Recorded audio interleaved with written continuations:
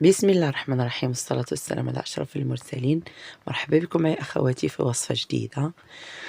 كيف ما كتشاهدوا معايا هنايا عندي جوج زلاف ديال الفورص، زلافة ديال الحرش الفينو، 2 معالق ديال السكر سنيدة، معلقة كبيرة ديال الخميرة ديال الخبز، الملح حسب الذوق. عندي شوية ديال الزيت. هاد الكرواسة أو مسمن، كرواسة ومسمن كيجي ساهل، والطريقة ديالو ساهلة. كيف ما كتشاهدوا معايا العجينة كنعجنها، غير كنخلطها وكنخليها مرخوفة، يعني تكون مرخوفة شوية كتلصق في اليدين.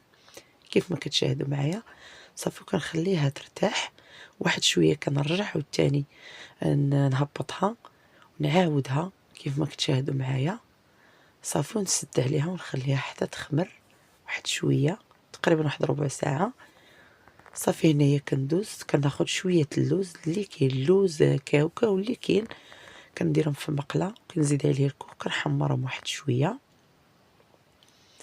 كيف ما كتشاهدوا معايا. من بعد كناخد داك اللوز وكنطحنو، كنعاود نزيدو على الكوك، كنزيد عليهم سكر سنيدة ونخلطهم مزيان. من بعد كناخد واحد المعلقة صغيرة ديال الخميرة ديال الحلوى ونخلطهم معاها.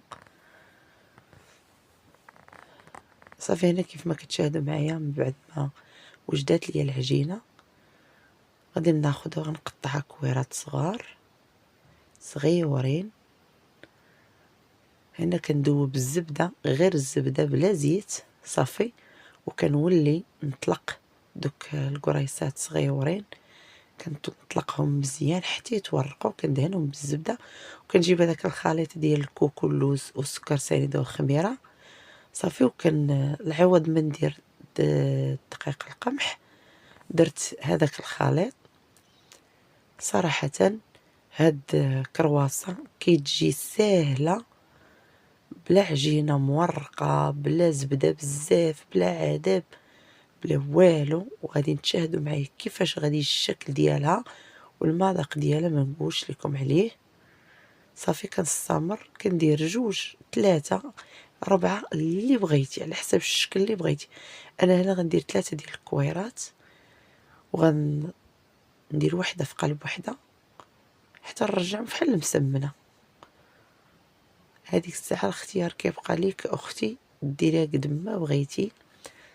صافي كندوز كنستفهم هنا في اللاطه اللي غتدخل الفران، وملي كنلقاهم يعني وجدوا كنقرصهم واحد شويه، كيخمر واحد شويه كنهبطهم في يدي وكنشد داك الزبده وكندهنهم بالزبده ونعاود نرش عليهم هذاك الخليط اللي درت الوسط. صافي كناخذ الموس وكندير لهم هكا شريطات وكندخلهم يطيبوا في الفران.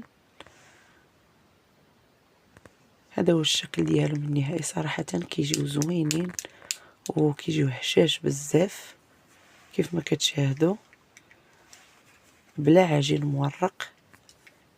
اخواتي نتمنى هاد الكرواسه اللي تقاسمت معكم اليوم تنال الاعجاب ديالكم، وما تنساونيش بالدعم ديالكم وتشجيعاتكم باش نبقى دائما نقدم كل ما هو مفيد. نتلاقاو في فيديو اخر ان شاء الله.